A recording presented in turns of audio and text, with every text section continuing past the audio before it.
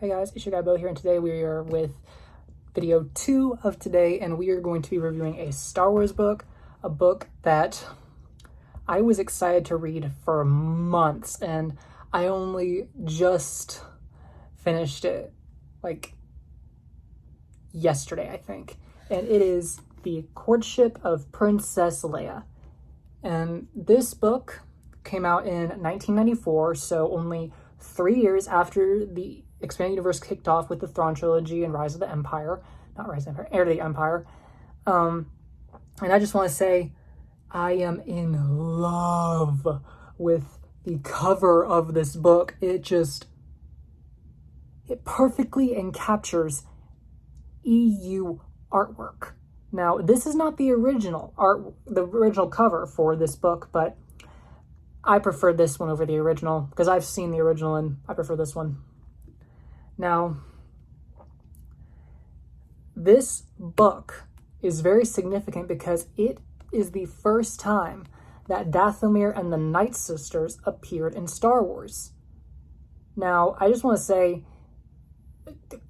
in 1985, there was a TV film which featured a witch named Sheral. She was just classified as a normal witch until 1995, I think, when she was retconned into a Night Sister. Now, while the Night Sisters were namely introduced in this book, it means that their first canonical appearance was in 1985. So, yeah. But anyways, this book, it focuses on Han and Leia's relationship.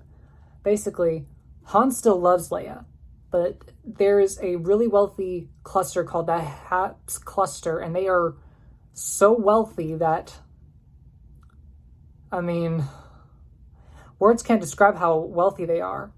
But the Queen Mother, Tatum, wants an arranged marriage between Leia and her son, Isolde. Now, Han is not a fan of this. And it looks like Leia actually wants to go through with this, but Han tries to woo Leia, and so he wins the deed to Dathomir in a game of sabacc. Now, if any of the characters in canon found out you could own Dathomir with a deed, like if Merrin found out, she would have a stroke, and she wouldn't win it, she would steal it. But anyways, but Leia still wants to move forward with the marriage with Isolde, so Han actually kidnaps Leia and brings her to Dathomir to make her fall in love with him again. She gives him 7 days. They come up with a bet where if Leia doesn't fall in love with him after 7 days on Dathomir, then he will take her back and she can go through with the marriage. But if she does, then she has to marry him. And while they're there, they actually run into the Imperial warlord Zinj and his forces. Now, Zinj is a big deal. Like, he's a fat bastard, but he's a big deal. Like, he was the most prominent warlord after Thrawn, I think. And they end up crashing on Dathomir. And when they get out, they find the Singing Mountain clan, which is a clan of witches on Dathomir. And eventually they run into the Night Sisters. And a conflict ensues where they have to try and keep the Night Sisters from leaving Dathomir while also taking down Zinj. They've got the Haps fleet coming at Isolde's request, Luke coming to retrieve intel from a downed Jedi Academy ship called the Kuanthor. I think that's how you say it.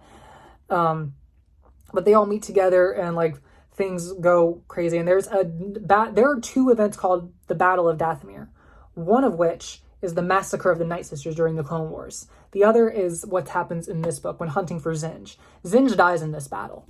But they meet the Night Sisters Baritha and Gezirion.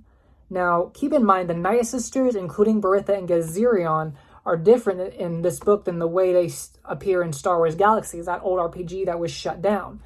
Because in this book, the most notable differences are Baritha has green eyes when in the game she has gray eyes, and she's not wearing a headpiece like she is in the game. And Gezirion is wearing all black robes, despite wearing red and purple with a very elaborate headdress like in the game. And her eyes are red instead of just paleless, like pale, like she looks blind in Star Wars Galaxies, but Gezirion and Baritha are centuries old. They founded the Night Sisters years ago. Now, I just want to give my take on this. Because the history of the Night Sisters they were under one banner, under Gezirion's leadership, but they split into different clans. But they eventually came together again under the leadership of Mother Zalem, who was killed prior to the Clone Wars, and after that they split up, but eventually were brought back together under Talzin's leadership. Now, Gezirion and Baritha, I don't know what her full powers were, but Gezirion was very powerful. But I don't think she was as powerful as old Daka, because it's been established that Daka was the most powerful Night Sister to ever live. And I'm pretty sure that's because while you might be the oldest, or the young, or not the oldest, but the leader of something, there might be someone who is stronger than you. And that was the case here, but there's just, like, the Night Sisters are also wearing all black. Like they're in Star Wars Galaxies, they're not wearing black.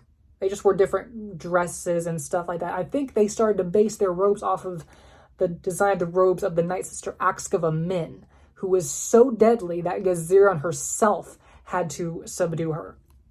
And Gezirion actually used to wield a red-bladed lightsaber, but she eventually discarded it, which I cannot fathom. Like a lightsaber is an extension of you to me. But something that I can't get out of my head is, where were Gezirion and Baritha during the massacre of the Night Sisters? Did they run away? Did they hide? Were they elsewhere when it happened and came back to it? I have no idea.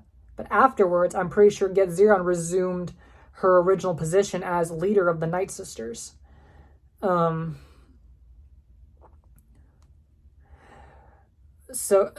also, energy bows that you see the Night Sisters use in the Clone Wars.